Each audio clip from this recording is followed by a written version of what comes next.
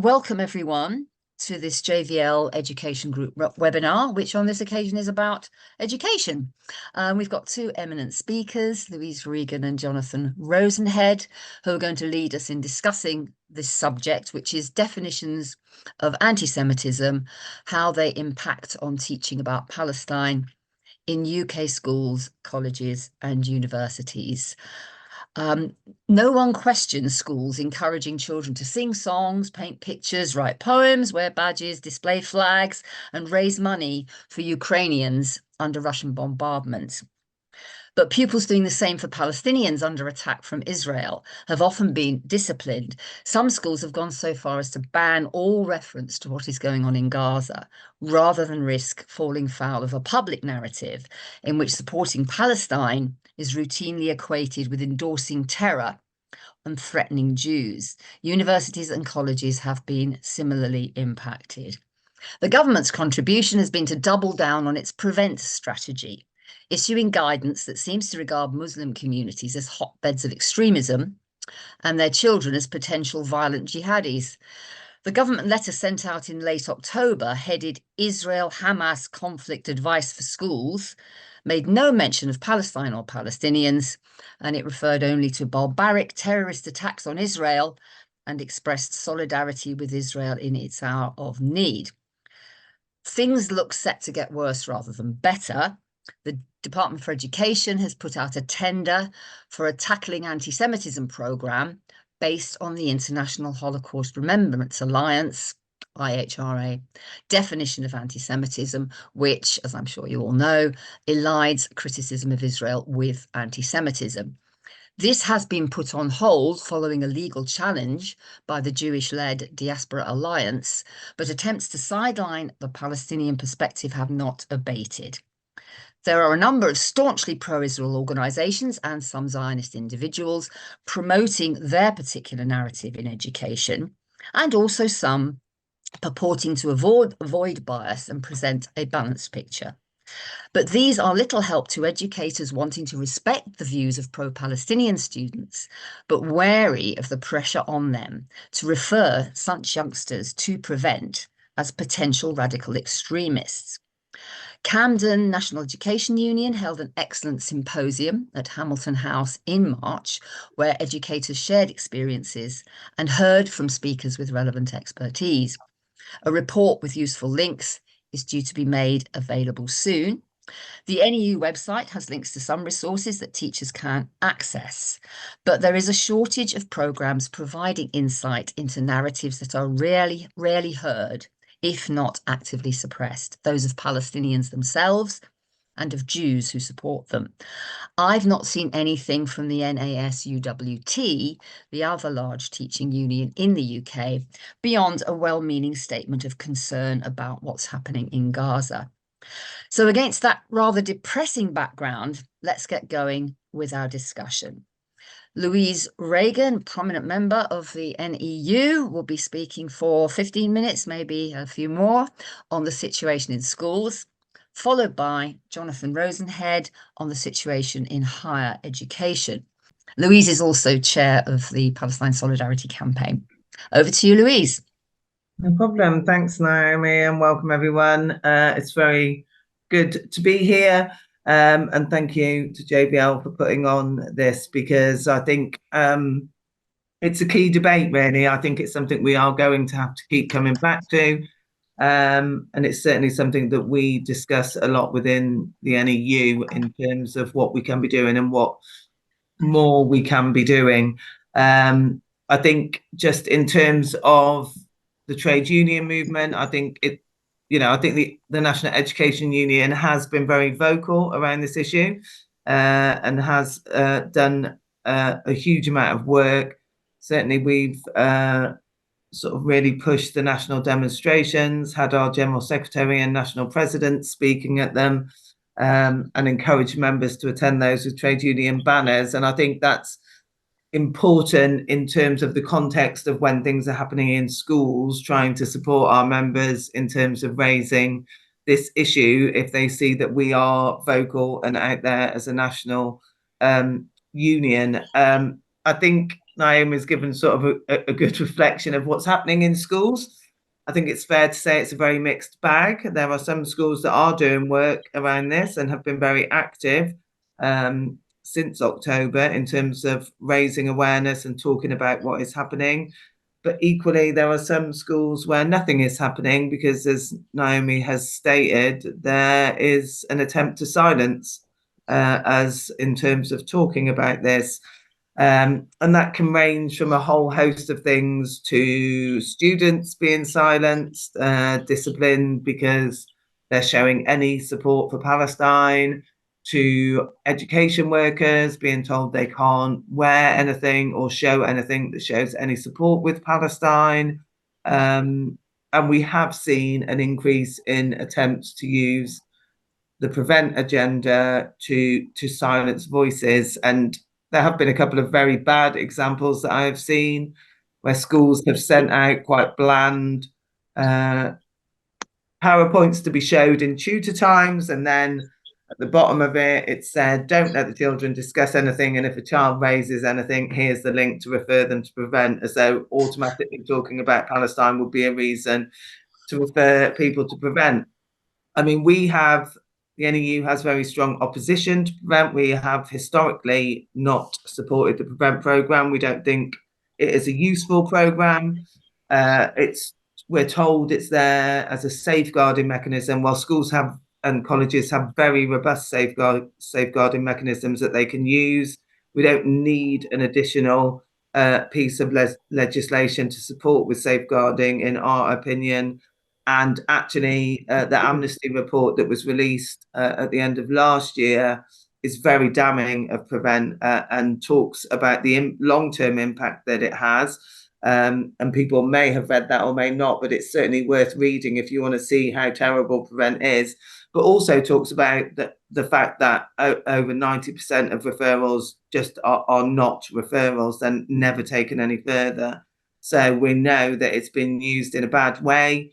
They say it shouldn't be used as like I'll do this just in case.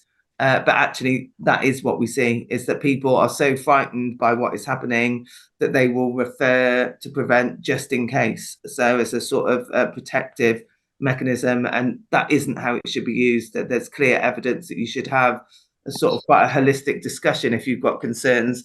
But actually, the NEU's position is that the absolute right place for children to be discussing what is happening currently in Gaza is in our schools and colleges, that they should be able to talk in safe spaces, they should be able to ask questions, they should have educators that give them the right language to use, to give them a good sound knowledge and understanding of what is happening, for them to be able to go out and talk about it in a way that we think is a good way to talk about it. But actually, by not doing that, what we do is in some ways, it pushes children towards online places that maybe aren't giving them those good narratives, aren't giving them the right information, aren't giving them a supportive way to talk about it. So our view is that we should absolutely be talking about what is happening currently in our schools and colleges, but we know that that is proving difficult for some of our members at the moment, and we are doing work around that to try and support them. I'll just talk briefly. I mean, I will go back to that point because I think there is an issue, and I'll come back to that towards the end of my contribution, because I think there is an issue about why people aren't talking about it now. And there is things that we have to learn from this and think about what we do going forward. But in terms of actions that we have taken, obviously we have set up, as Naomi has referred to, a specific page on our website, which has links to guidance. We do regularly put out to members, encourage them to take part in the workplace days of action. And we have seen increasing numbers of people doing that. And we have structured that in a way that says to members, because, we have got members who on workplace days of action are doing a whole host of things, having Palestinian food, showing the Palestinian flag, talking about it with their members, doing fundraising activities.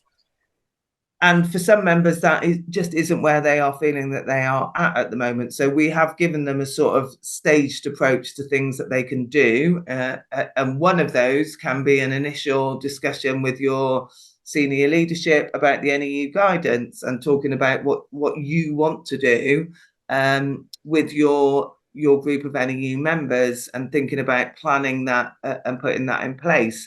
And I mean, in my school, I just went in very early on and took the guidance to my head. We had a discussion about it. We agreed that we would do an assembly for the children to talk about what was happening, which I produced and delivered with the head teacher. And then we set up a fundraiser so that parents knew that we were doing things as well. And we also set up a safe spaces weekly drop in that children could come and drop into if they got specific questions or concerns that they wanted to raise. And I think that, you can sort of build on those things. Obviously, as a union, we had a very strong presence and position on Palestine at conference, and we had a motion that went to our conference with quite a lot of amendments. Some of them were very prescriptive around things that we want to do. And one of those was around producing additional teaching materials and resources for our members. And I think that that is really important. That is the biggest thing that I get asked for by members, is where are their teaching materials and resources that I can use. And what people need are things that we know are good quality resources that they can just access and use, rather than them having to search around and then find things that aren't particularly useful for their settings. So that's a big action in terms of my work, I think, over the next few weeks. You mentioned briefly, I mean, we don't have members in universities, but I would say that I think the university action in the US has been amazing. And I was in the US last weekend and talking to people around what was happening on some of the campuses. And I think, there have been ripples of it in the UK. So Leeds had a very big sit-in for quite a period of time, which then stopped. But I think some of that may spark further action across some of our universities in terms of seeing what is happening and what people are doing. Because I think students are very clear about the situation, and I think they are inspired by other actions. So I think there is potential that people will pick up on that across the UK, and we need to try and support students in their campuses with what they're doing, and we need to think about how we do that. So we can't tell people what to do, but we can work with them and try and support some of what they're doing. Naomi's already referred to the Camden conference that we had. So we did, and this was led by lay members of our union. We organised a conference a few weeks ago on how to educate about Palestine. It was a very well attended conference. Lots of people were very positive following the conference. And what we are now looking at doing is, one, sending out some of the resources that we talked and discussed there, and making sure that we're sharing those more widely, but also setting up a series of webinars around specific issues to give members a chance to come along and listen to those and think about what more they can be doing in their workplaces and settings. And I suppose I'll go back to sort of when I said earlier, and I'll come back to that. I think one of the difficulties is, I think if I spoke to most education workers and said, before October, what did you teach about Palestine in your schools or settings? I think most people would say to me, nothing. We didn't talk about it. And I think that is a real problem. So I think that Palestine and Palestinians' voices have been silenced from our schools and colleges for decades, and people haven't talked about it routinely. Whereas I have in my school, I have done lots of work around it. I have it embedded in my curriculum. I have things in my book corner that are books about Palestine. So we talk about it quite a lot. I always had prior to October. So then to talk about it after October wasn't unusual. I'd already talked about it quite a lot in my setting. And the people that I talk to that have been doing good work around this are people that have been on our NEU delegations, have come back and had already done stuff in their schools, because those people were already talking about it. So for them, it was just a continuation because they'd already talked about it. People, their students were already educated, understood what, where Palestine was, understood some of the story behind what, the Palestinian people, and therefore talking about what happened post October the 7th wasn't unusual because it was part of your dialogue within your classrooms and settings. And that there are materials out there that people could easily use, but that just hasn't happened. So I think from my point of view as a union, I think that is a key for us now, is to look at the broader curriculum and how do we make sure that Palestine and Palestinian voices aren't silenced in that curriculum. Because if we don't do that, going forward, we'll always be in this position where there's an attempt to silence us. And we have to make sure that we take control of our curriculum, that we have a curriculum that is broad and balanced, and that our children learn about all of society and all of the things that happen across the world, and that is a responsibility on us, I think, as educators and as a national education union, to do that. And then the final thing I'll say is this: we have had some discussions within the union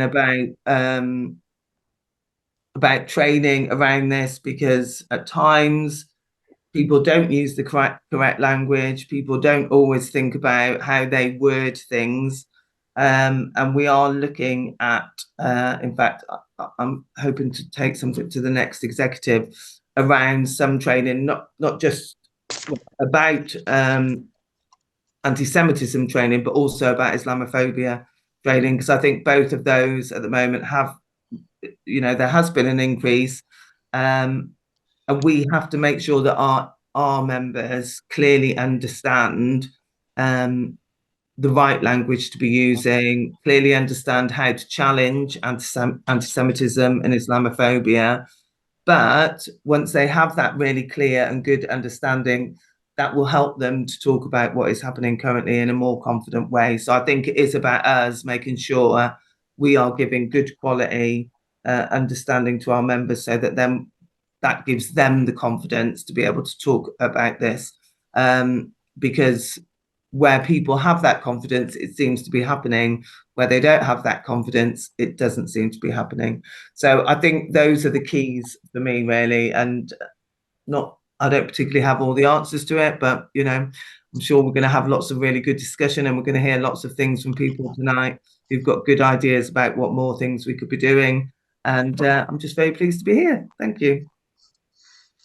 Louise, that was wonderful and well in time. So I'm grateful for that. You mentioned the question of training. We like to call it education in the education group at JVL, because I always say that training is what you do to get dogs to jump through hoops, whereas we rather hope that education about racism in all its forms and so on is something more reflective and more interactive and so on. But I know that's what you mean.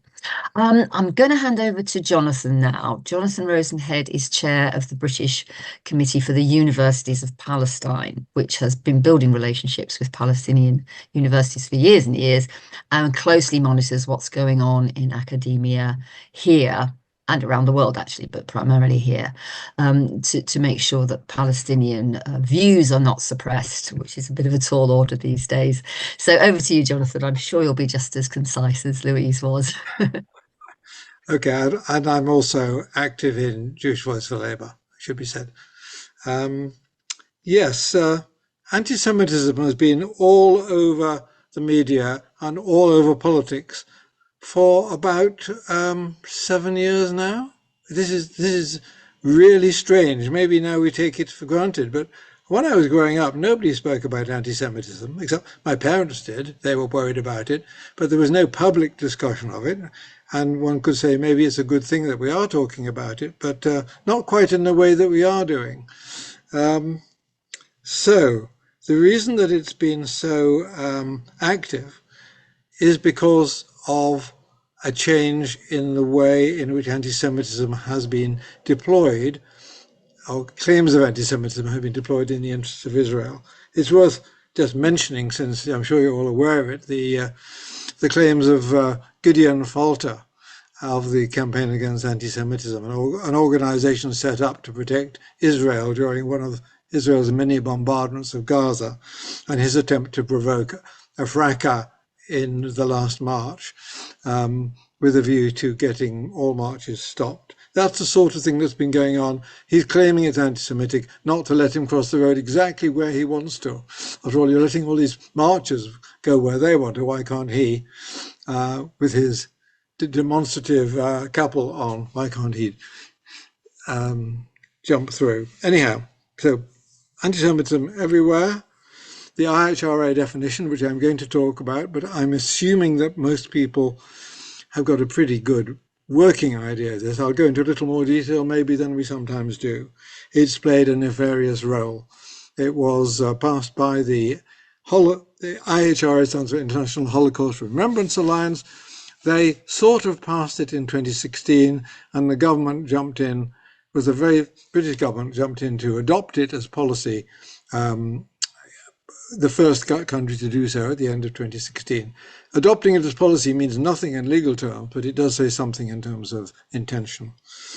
In the first few minutes of this talk, I'm going to talk about some changes that I think are going on now. Mostly I'll be talking about our experience of the last 7-8 years, but I think things are changing since October the 7th, and we don't quite know what's going to be happening. From about 2010, Israel defended itself against boycott, divestment and sanctions by claiming it was anti-Semitic. And it did so. So it said, we can't beat the people who are saying that Israel is behaving badly, or that Israel should be sanctioned. So what we'll do, instead of engaging with the argument, we'll try to attack the people who are making the argument and claiming that they're anti-Semitic. So since about 2010, that was the policy of the Israeli government, which it found out through various of its friends. So the ad hominem arguments became the issue rather than what Israel was doing. And I will return to that. But there are signs now of a change in the sort of ways in which discussion of Palestine seems to be being suppressed. I mean, it's still being suppressed, but I think now in a different way. The outrageous crackdown on dissent in the UK, as in Europe, where Germany is the exemplar, and also in the US, doesn't seem to me to be bothering with the anti-Semitic excuse. They're no longer mostly saying, we're closing down this discussion because it's anti-Semitic. We're closing down discussion instead because it's anti-Israeli, or we're closing it down because you're supporting terrorism. And the anti-Semitism aspect seems to have been downplayed recently. Whether that is a long-term trend or something we have to think about how we deal with, I don't yet know. But we've seen this going on. One of the most egregious examples was the closing down of the Berlin conference, European-wide conference on Israel, which was closed down forcibly. The building was surrounded by 1,000 police, with another 1,000 police held in reserve, and I think they cut off the electricity. They prevented speakers from going in. So an exercise, the deployment of state power to stop things being discussed from a certain perspective. I do think, having said that, I think things may be changing and we ought to be on the lookout for that, something we could discuss. I think anti-Semitism allegations will continue to have some significant role in the attempt to suppress the Palestinian voice. And within that, the key weapon has been the IHRA definition. Technically speaking, the International Holocaust Remembrance Alliance working definition of anti-Semitism, it's not even a proper definition, it's one that they got together earlier and has never really been approved by anybody worth speaking of. And indeed, the IHRA itself only approved a small part of what is now generally called the IHRA definition. What they approved was 39 words, which purported to define anti-Semitism. Accompanying that, there were some examples, some of which were clearly examples of anti-Semitism, some of which were completely unclear whether they're anti-Semitism. They were never passed by the IHRA itself as part of the definition. They were passed as something that the IHRA would think about when it was doing its own processes, but it wasn't for external consumption. So all that's been forgotten now. It is the IHRA working definition. No, it's the IHRA definition. No, it's the international definition of anti-Semitism. Now, why do we need a definition of anti-Semitism? I got by quite well without it for the first 70 or so years of my life. So did my parents, so did everybody Jewish that I knew. We all knew perfectly well what anti-Semitism was, and so did most other people. It was people thinking bad things about Jews and doing bad things to Jews. That, of course, is not too simple and not adequate for Israel's needs. So the reason for the definition is not to clarify something that was in any way confused in people's minds. It was to change the meaning of the word anti-Semitism. So that was the project which was engaged in by the IHRA when it accepted, after they've been trying to get it accepted by international organizations for about 10 years. Finally, they found one that would do it. And what's more, it had the wonderful word Holocaust in it, so it was seemed to be approved necessarily by all good men and women. So 39 words. Anti-Semitism is a certain perception of Jews which may be expressed as hatred towards Jews. Rhetorical and physical manifestations of anti-Semitism are directed towards Jews, and Jews or non-Jewish individuals and or their property, towards Jewish community institutions and religious facilities. Now, the vagueness of that is quite extraordinary, given that we know what anti-Semitism is. It can be defined in very few words. And it's a certain perception of Jews, which he doesn't say what it is, may be expressed as hatred towards Jews, may not be, what else can it be expressed as, and so on. So it's a roundabout way of saying almost nothing, which means that the definition doesn't help you to know when things are anti-Semitic or not. And that gives you the excuse for saying, well, if you're still puzzled by what isn't anti-Semitic, we'll give you some examples. So it then appended to those words, which are the only ones which are actually approved by the IHRA for dissemination, he said, to guide the IHRA in its work, the following examples may serve as illustrations. And it also says, depending on context. But of course, they're taken not as being dependent on context, but anything that can be mapped onto one of these, or there are 11 examples, are treated as, therefore, proved to be anti-Semitic by reference to the IHRA definition. So let's go on and see what the examples are. First of all, let's know. What I've got here is first an alternative definition, which is much simpler. This is put together by a large group of mostly Jewish scholars in anti-Semitism, which the IHRA definition was not, and has since been approved by over 300 scholars in the subject, most of whom are Jewish. And they brought it out to try and build a bulwark against the IHRA definition. So anti-Semitism is discrimination, prejudice, hostility or violence against Jews as Jews or Jewish institutions as Jewish. It doesn't need examples. You can just say, is this discrimination, prejudice or hostility against Jews because they are Jews? And if it is, then it counts. So what are these examples that the IHRA definition tries to bring in, which will somehow clear the minds or possibly confuse the minds? And here are the 4 of the examples, all of which I've highlighted the key words, all of which everyone would agree are anti-Semitic.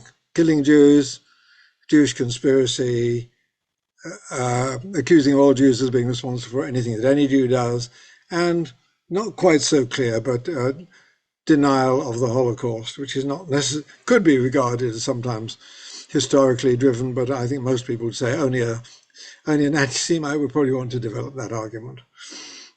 So those are the 4 of the 11, which nobody would really take issue with. But then there are the other 7. And here they are. And I've highlighted the significance of Israel in these 7 examples. So it's the state of Israel or Israel, and I leave you to look at the examples, some of which you will undoubtedly have been seen before, and some of which have a really convoluted way of expressing themselves so that they can somehow be interpreted in ways that friends of Israel might want to.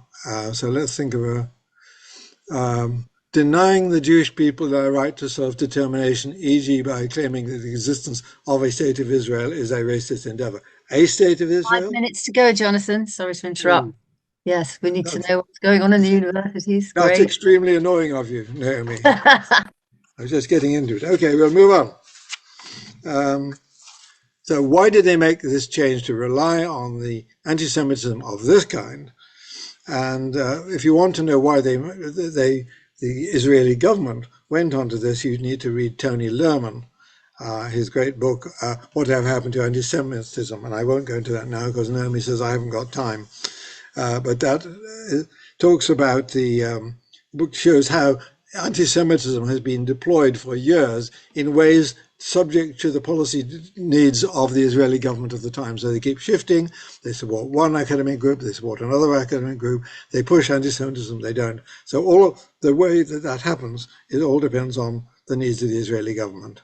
So the big change happened around 2010, and this was after the BDS campaign got going in 2005, and Israel took this as a serious strategic challenge and says we have to do something about this. And they had conferences, particularly the Herzliya conference in 2010, which said the only way to deal with this boycott, divestment and sanctions is to say it's anti-Semitic, and we have to start a campaign to delegitimize the delegitimizers. People like us are delegitimizers. We have to be delegitimized by being pointed out to be anti-Semites.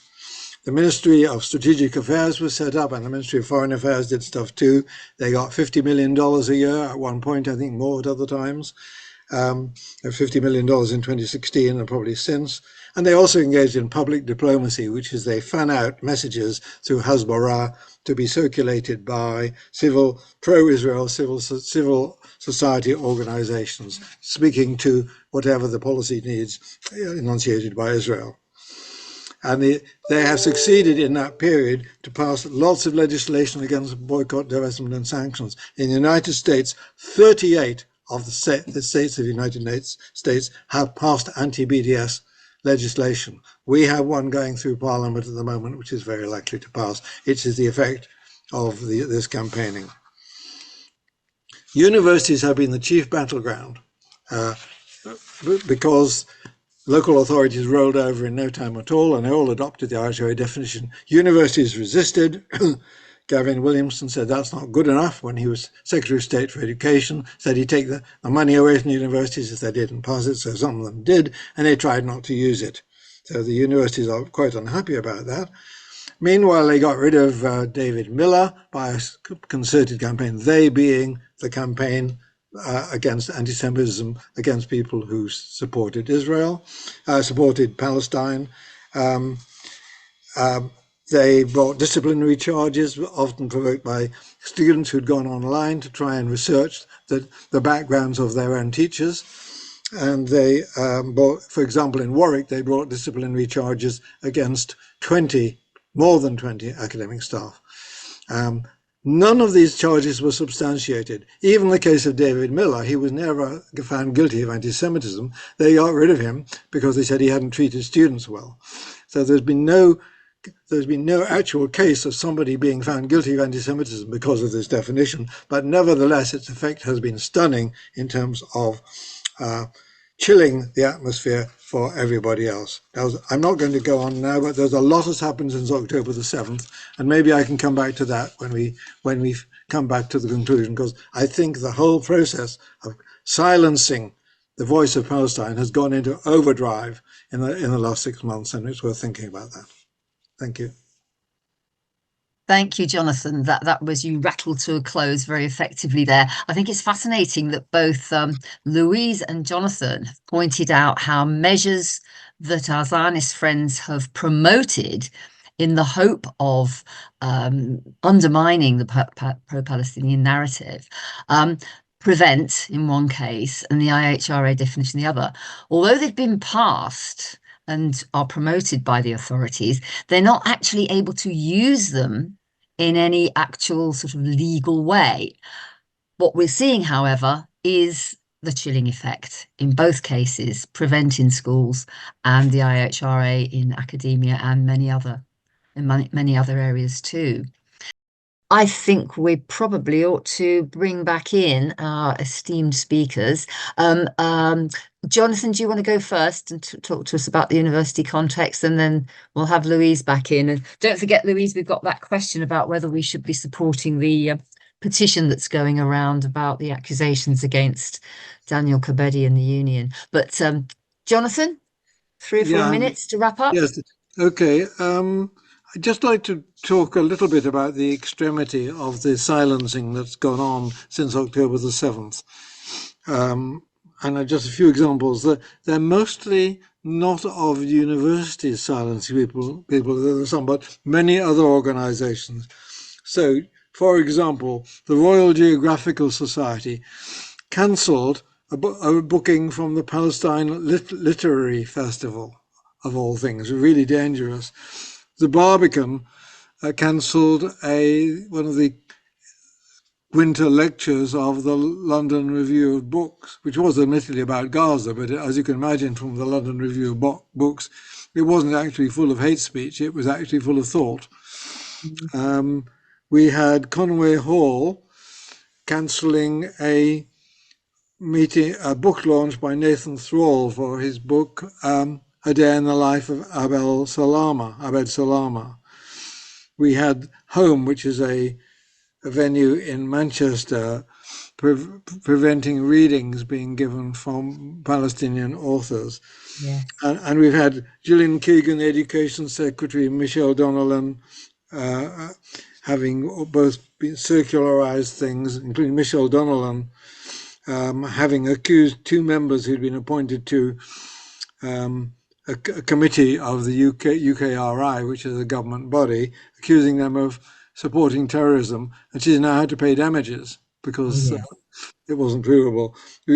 Avi Schleim, who's on the call, was disinvited from Liverpool Hope University from a distinguished lecturer, and so our students have been suspended for pro-Palestinian rallies. So quite a lot of it going on. Interestingly, most of this happened in the first month or two. I'm not aware of so much happening recently, but a lot of it was by organizations you would have thought would have known better. There are people who are used to scheduling meetings by left groups, and nevertheless they fell under this sort of it seemed like an official veto on these sorts of things. In America, campuses after campus have got what they call encampments. I think they're encampments because they're not being allowed to occupy buildings, so they have tent encampments outside. So we've got Columbia, which started it all off, Harvard, Berkeley, Yale, etc. It's been happening in France too. What is interesting is that it's basically hardly started happening here, and I don't know why. I don't know what's wrong with our students, but something should be done about it. Stop there. I think they're starting to wake up. We'll have to encourage them, won't we? Just to say, the Home example, that's the name of a venue in Manchester. After considerable pressure, they did drop their ban, didn't they? So that was an example of campaigning action being successful. So that's a hopeful sign. But a catalogue of vetoes and things in the early days after October 7th. Very frightening. Louise, are you ready to bring this august gathering to a close? Hopefully, it's been really interesting.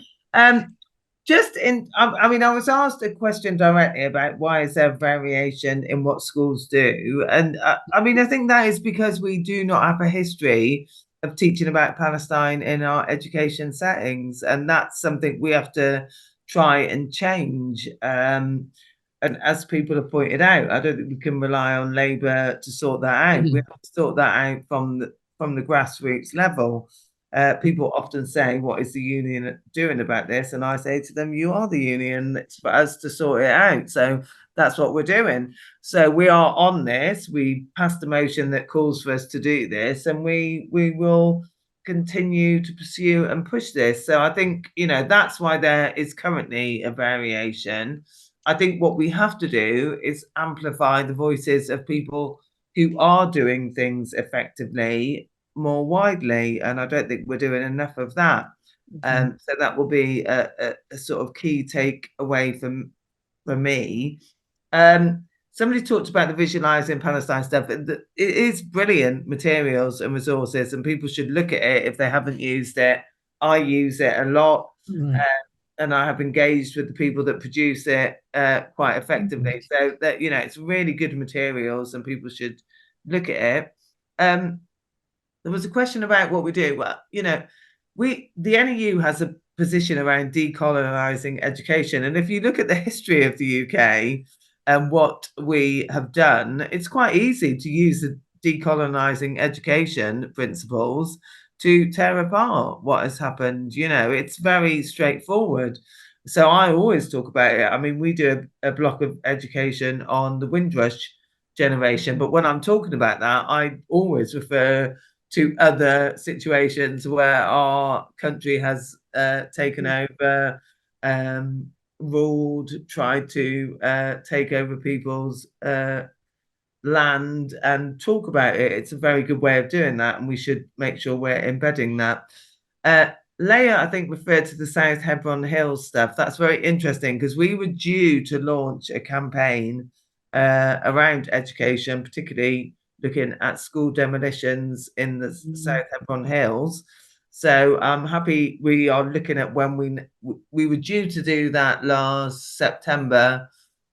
And then obviously when things happened in October, we have focused our energies on Gaza. And I think we're now looking at, when we go back to that, looking at education provision across the West Bank. So I'm happy to link up with Leah about whoever she's working with, but we are looking at relaunching that sort of campaign about education. And I think for us as educators, we should be looking all the time about children's rights to education globally, and therefore it's very easy to talk about children's rights to education in Palestine, and I think we should be doing that much more widely. Then the final thing I'll talk about, because I was asked directly about it, is the petition. So what happened is, and this is not unusual, the NEU gets attacked. We get attacked a lot. Generally, my view is you just ignore it, because people will come and attack you.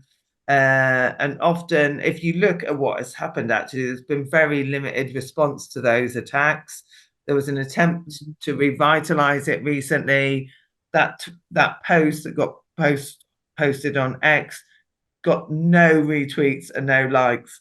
Okay, so therefore, I think trying to set up some sort of petition around something that has had no airing and nobody's engaged with sort of implies that somehow we're doing. So my view is, we don't engage with stuff like that.